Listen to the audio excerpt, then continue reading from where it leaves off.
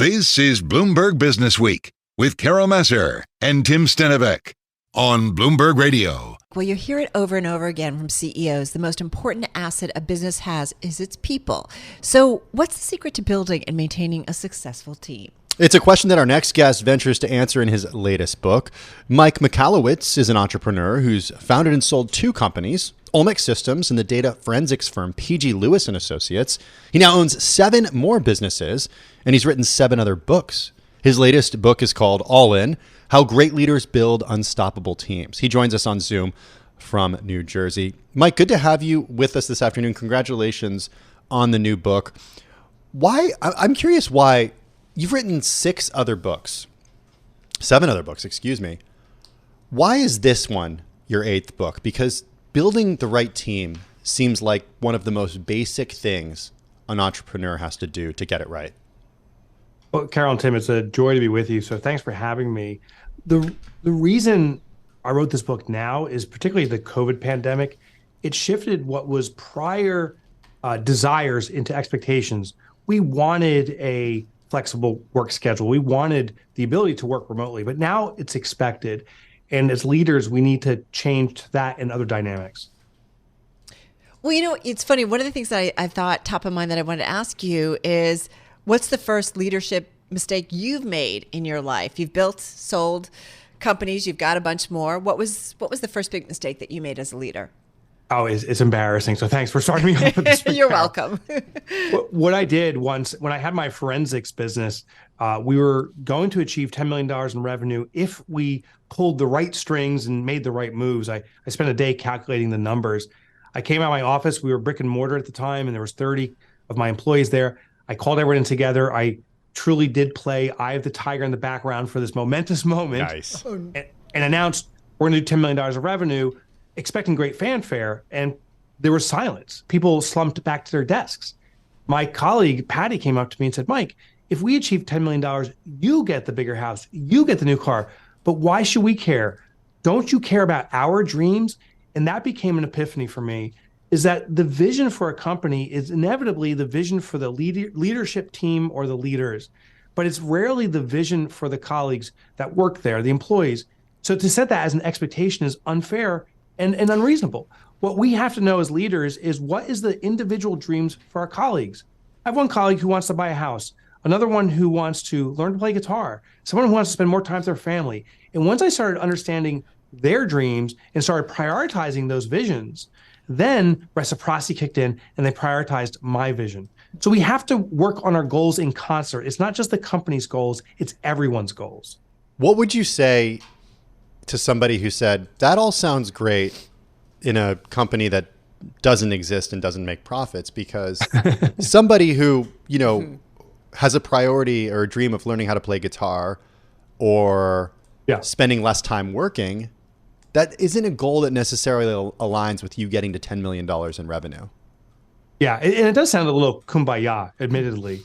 But what I found is my job is not to facilitate the guitar lessons. My goal is not to pay for their home. It's just to remind them that dream's important and that their job is a means to achieving that. Now, I do some block and tackling. I will be flexible on schedules. But when I prioritize their dreams, I'm not expecting them to compromise their work effort. In fact, I find that most people double down their work effort because they see that I know their work is not just about caring for the company, it's about caring for their dream. So it really is reciprocity. And that's human nature. When we care for someone else, they inherently will care back for us. Hey, Mike, how important is compensation in this equation / equity in a company that you're building? So compensation, of course, is important, but often money is a demotivator, which is kind of surprising. And what I mean by this is, if someone feels they're being shortchanged, not paid equitably, they're going to resist that and they're going to be frustrated. I've never found, though, I can't think of one case, Tim, where I've given someone a raise and as a result of the raise, their work performance increased. Maybe for a week or two, they put a little more effort in, but we go back to this thermostatic homeostasis. We go back to our own standards. What I found is we need to compensate people fairly and appropriately for the work they do, competitively, without a question.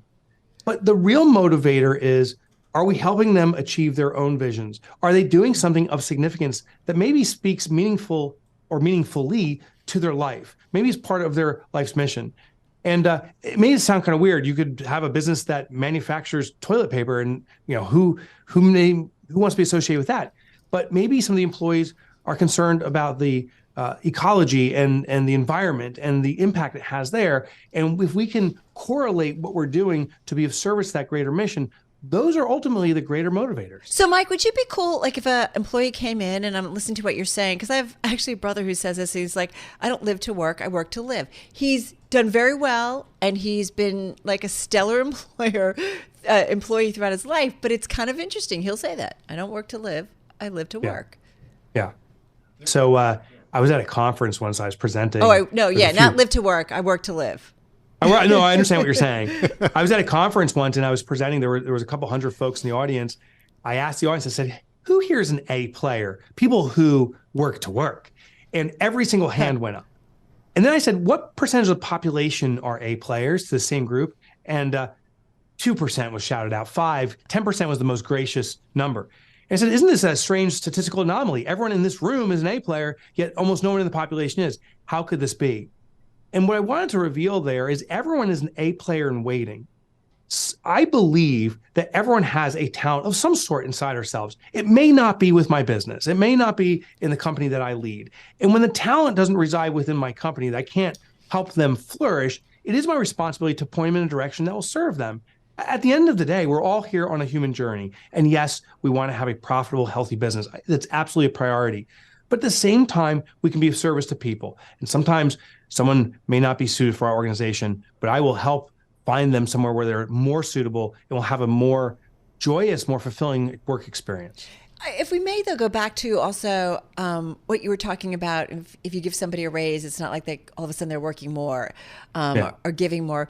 Having said that, it's an interesting time. We've spent a lot of time talking about the labor market because of a lot of data points that have come in as of late. And it's interesting sometimes the dynamics of people saying, well, wait, we're paying workers more, and like it's a bad thing because it's going to cost companies more. It's going to hurt their margins. And I feel like for a long time, workers who have helped create really wealthy companies have kind of been shortchanged. And so I'm trying to understand the balance of really appreciating your workers, not just paying the minimum or what have you, but really letting them share in the gains of a company financially. Yeah, I 100% agree. In fact, our own organization here, we do profit sharing. 20% of the corporate profits go out on an equal distribution to every employee. What I mean by that is if you work part-time or you work full-time or your salary is different than someone else's, you're still getting an equal piece of that pie. And it can be pretty significant. But I also found that when it comes to compensation and bonuses and the monetary component, we have to realize that there's additionally something that serves satisfaction, if you will, in our job. Again, we have to offer a competitive salary. We have to care for people. There's no question about that. But there's something more that's often left out. And it's giving people a degree of autonomy, a sense of control, the ability to personalize their work. I think the traditional mindset for business was we were matching people's talents to titles, meaning we were putting them in the silo. You are the receptionist or you are the salesperson, and you have to fit in all these roles. But what I found is people are good at specific talents or tasks, I should say, but not necessarily everything that fulfills a title. So I think organizations should look at a more dynamic structure. I consider it a web-like structure as opposed to the traditional pyramid structure of an organizational chart. And we should match people's talents to tasks. And so now someone that maybe is serving in your sales role and is great at closing the deal also can serve a part of the reception component of greeting customers and so forth. And maybe that person who's in the reception area can also be helping fulfill some area in space in the accounting space because that's where they have talent. I think that's what we need to do in addition to paying competitively, for sure. Interesting. All right. Hey, Mike, we're going to continue the conversation. We're going to do a little bit of news and come right back to you. Mike Michalowicz is with us. His new book, All In, How Great Leaders Build Unstoppable Teams, will continue in just a moment. But I want to get back to Mike Michalowicz, an entrepreneur who's founded and sold a couple companies. He owns 7 more businesses. He's written 7 other books. His latest book is called All In, How Great Leaders Build Unstoppable Teams. He joins us once again on Zoom from New Jersey. Mike, we're going to ask about some leaders in a minute, but before we get to that, I just want to ask about building a team like you described to us earlier in an environment of hybrid and remote work? How do you do that? Well, we have to give that tactile experience whenever we can. We're missing out on that. And they talk about the water coolers conversations. And what was so important about those was not necessarily ideation or concepts or business ideas that came out of that, but trust came out of that. You and I would talk at the water cooler and share stories, and that builds connection. So when people are in a remote environment, we need to bring that about. Now, it's not always possible to bring people in. If you can quarterly have a meetup, that's a wonderful thing. But otherwise, encourage that social time. Actually make that part of the agenda, because without that connection, we won't have the trust. Trust fosters growing a business together collectively, ideating, brainstorming, and so forth. It's interesting. You lay out, ideas, and you talk about strong leadership and different things that a great leader needs to be doing. Can this apply to all kinds of companies, Mike? And I ask that because I think when you run a small business, which we often talk about being the backbone of our economy, you're just getting by. So when you think about this, is this for small, mid-sized companies, large cap? Is it for everybody, or would you concede that it's going to be a little bit harder if you're running a 2 or 3 man operation?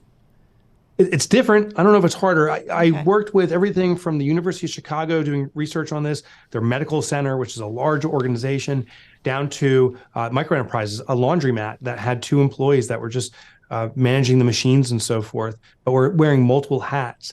What happens in larger businesses, we can have a more defined role. And in a smaller business, we need more flexibility. At the end of the day, we want to invoke a concept called psychological ownership. And this works in businesses of the most smallest size, the micro enterprise, to the largest businesses. And psychological ownership is the feeling that we own the business, even if we legally don't. So just a quick riff on this. I own some stock in Ford, not a stock tip necessarily, but when I drive by the Ford factory, I don't feel like I own that factory, or at least a little part of it. I don't point to the bricks on the wall and say they're mine.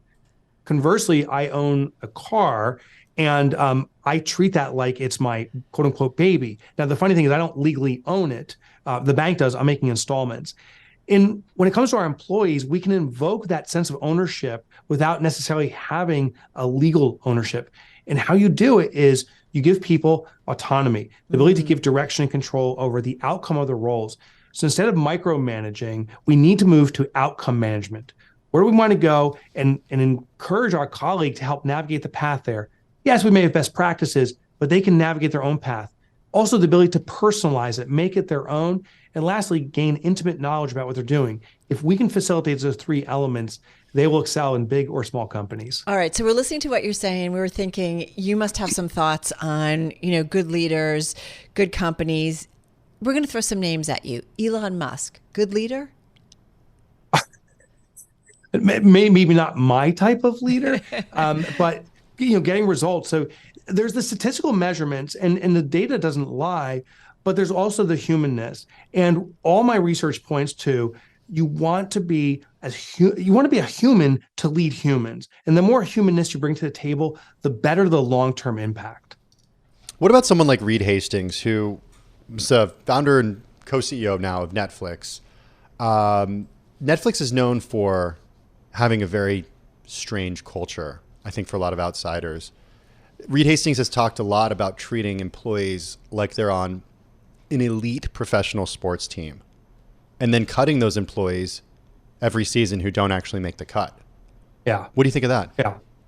Well, it does sound ruthless, but I do want to share that cutting does not mean destroying. I think when we hear that someone gets cut, that we've cut off their opportunity, but sometimes someone's not fit. Even my little company here, I only have 20 employees in my current organization, and we recently let someone go. They weren't performing well as an organization, but her dream was to be a firefighter. And so we moved Lisa on and we helped her pursue that. 1 year later, she's performing extremely well in her new role as a firefighter in Georgia. And she even came back to our office during one of our retreats on her own dime to help us out. So I can't speak to Reed Hastings' nature of why he's terminating people. I don't know necessarily if it's as ruthless as we see. Sometimes letting someone go is the best thing you can do for them to find what they really are called to do. Yeah, no, I think that's a really, really smart point and something very thoughtful, that sometimes you got to just let somebody go. Having said that, I'm not going to ask you to say like, dislike, but when we look, sorry, When we look at the political landscape, and one of the things that is definitely on global investors' minds is what happens in our November political race. So when you think about what are likely to be a race, or what is likely to be a race once again between Joe Biden and Donald Trump, what are some thoughtful things about each of them, maybe as leaders, that you think might be helpful to our audience or just the audience at large? And just got about a minute or so left here, a minute. Yeah, there's great influence out of concise, clear statements and goals. So the leader who speaks clearly, even though it may not speak to the desires of everyone, the clearer the presenter, the clearer the speaker, usually the more we trust them, ironically. I think the leader who also shows a humbleness has an advantage to show that they aren't perfect. So this perception of being pristine and we get nothing wrong, ultimately people say there's something hidden behind that, and we question that individual. So there's this balance, and I think those leaders could represent, not collectively, but independently, parts of that, this curt, concise way to present, but also another one maybe shows a humbleness or a humanness that's very appealing. The person who packages the combo wins. And I would, just to build on that, because your book is about great leaders building unstoppable teams, I think it's fair to extrapolate off of what you just said, that to also look at candidates and their teams around them to kind of get an idea of what an administration would look like or leadership would like. That I hope, just 10 or 15 seconds. I hope I'm not putting words in your mouth. You're not, and it's absolutely right. The people that stay engaged with a leader are representative of that leader. So look at who the long-term followers are, and there's a good way to judge what that leader's character is all about. Mike, this was a lot of fun. Thank you so much. Really appreciate it. Mike Michalowicz joining us here, as we said, has sold companies, still owns a bunch, and runs a bunch of businesses. His new book out, All In, How Great Leaders Build Unstoppable Teams, joining us on Zoom in New Jersey.